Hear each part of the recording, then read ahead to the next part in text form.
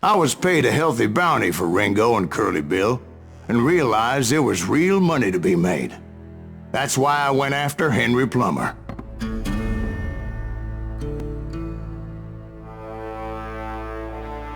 Now, wasn't he the sheriff who augmented his income by shaking down miners and robbing gold shipments? That's the one.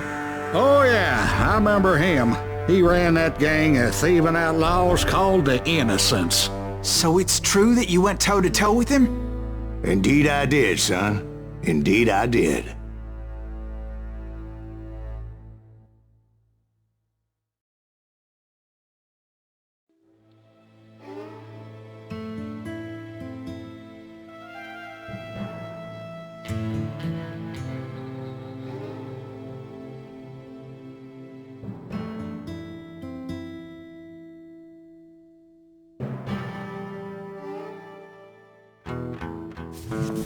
I knew I needed resources if I was going to track down Roscoe Bob Bryant, and hunting Plummer looked like a good way to get rich quick.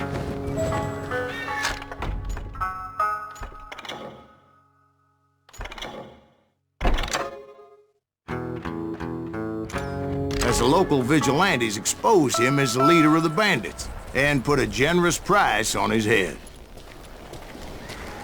Plummer rallied his gang to plunder one last gold mine before making their escape, and that's where I thought I'd find him.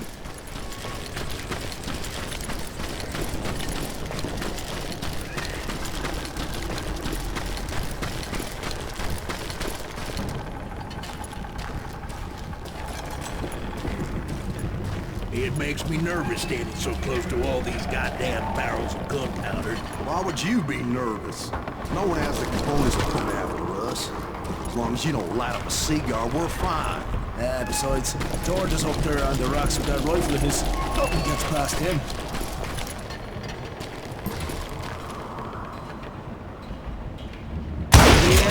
As my late father pointed out to me more than once, God made men, but Samuel Cole made them equal.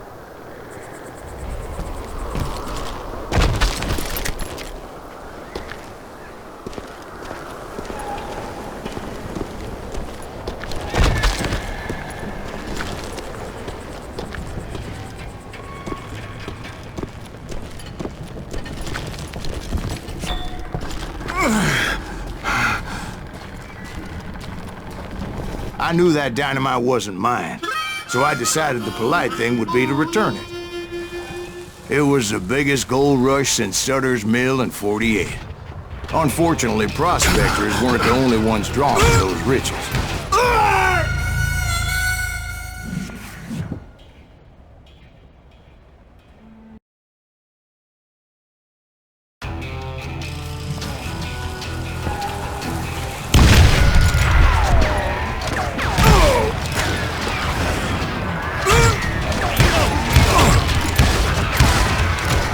There were thieves and killers, robbing travelers, and hijacking gold shipments. Like those that ran with Plummer. Some were just regular folks I knew from town, drawn by greed and easy pickings. Charlie Crow, the blacksmith. James, who worked in the stable. Sam and Jeremiah Barber, the butcher's son. Ordinary citizens who lived a double life. Stealing and thieving and murdering their neighbors.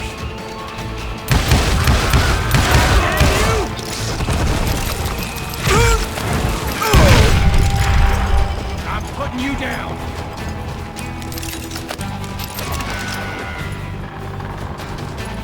Show yourself, coward. Time to...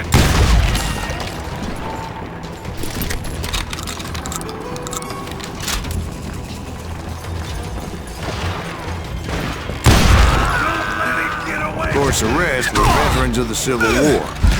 Stone-cold killers trained on the bloody fields of Shiloh and Antifa. Dangerous, desperate individuals. Plummer had a lot of men on his payroll. A hell of a lot. That son of a bitch pretended to protect the public with one hand while stealing them blind with the other. He set up a defensive perimeter which I had no idea how to breach. I was outnumbered and in way over my head, but I was too damn stubborn and stupid to realize it. They must have thought I was touched, or had some kind of death wish, seeing as there were barrels of gunpowder everywhere. Watch out for the goddamn gunpowder! One stray bullet, one stray spark, and I'd be blown to hell and gone. Did I have any second thoughts about what I was doing? I thought I was some kind of hero. I finally made it past and headed on to meet my destiny.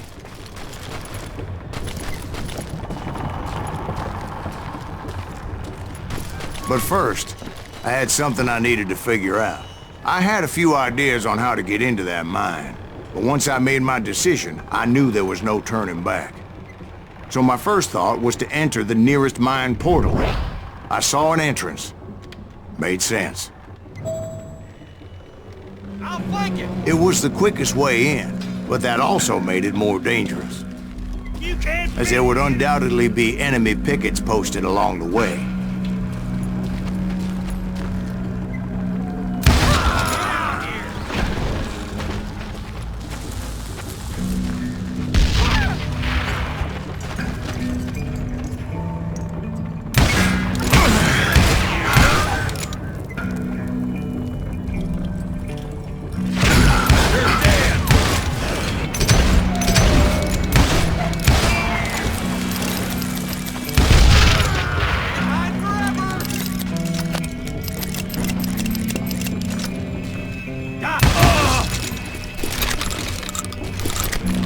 Besides, once you enter a mine like that, it's easy to get all turned around.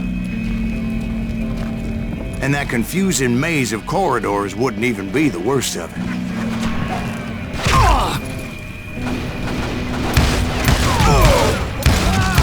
Some of those shafts could be as deep as hell. I'm ending you!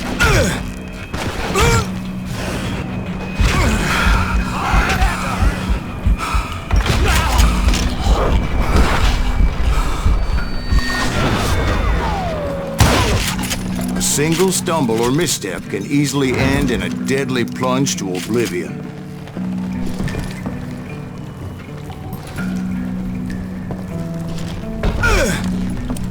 Let's do this! Time to blow.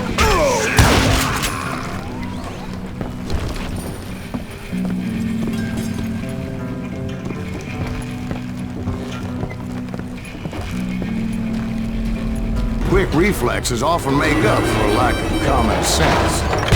Luckily, I was never one to be easily bushwhacked.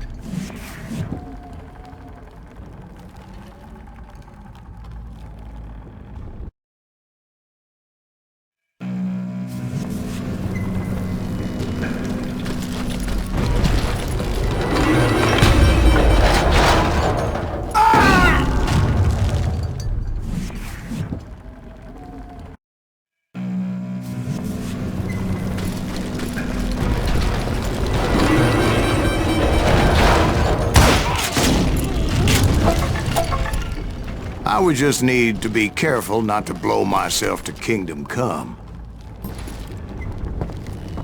Surprise! With all that gunpowder and dynamite everywhere, a body has to know what he's shooting at. Shit! All it takes is one tiny spark, and boom. Take that asshole out! You ain't beating me.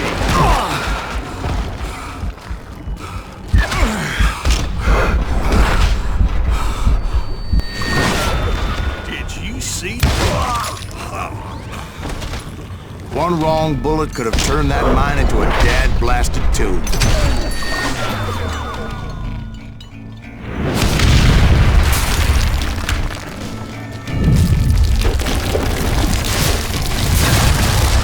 I freely admit that my plan of attack was not just moronic, but clearly insane.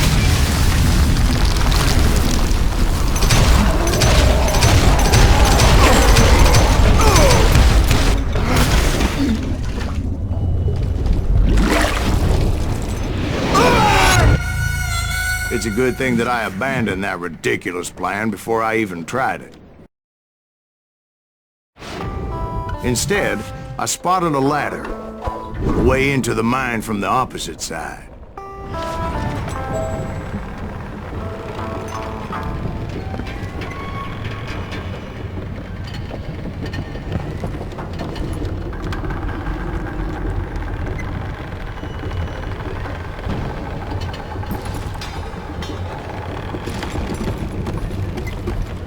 It was a long way around, but that approach seemed more sensible at the time.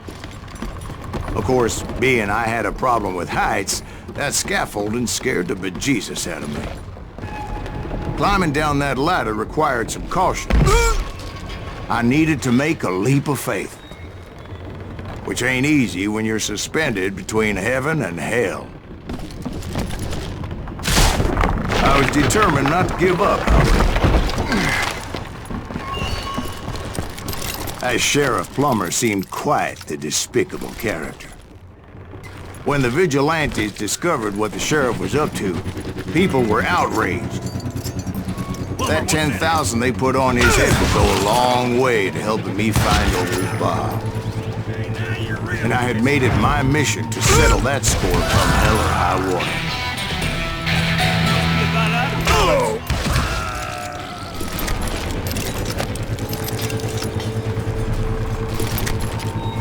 But first, I would have to make a choice. Take the elevator or climb the ladder.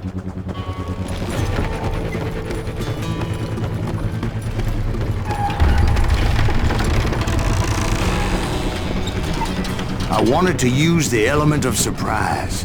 Plus, I figured I could use the exercise. I was warmed up already, so what the hell?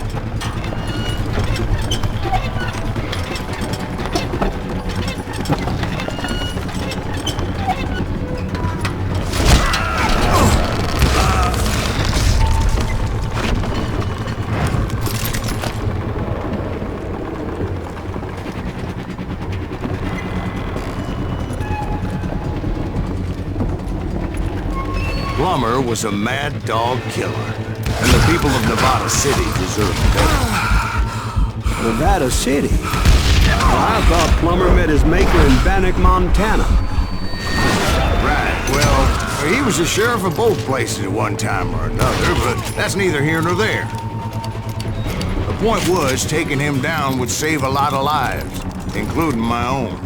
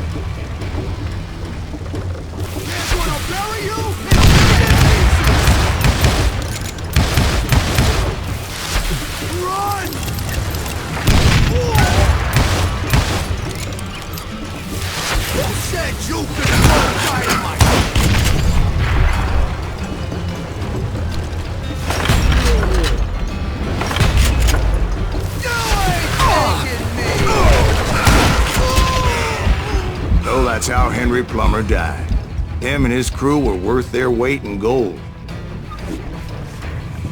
And now, I was officially a bounty hunter.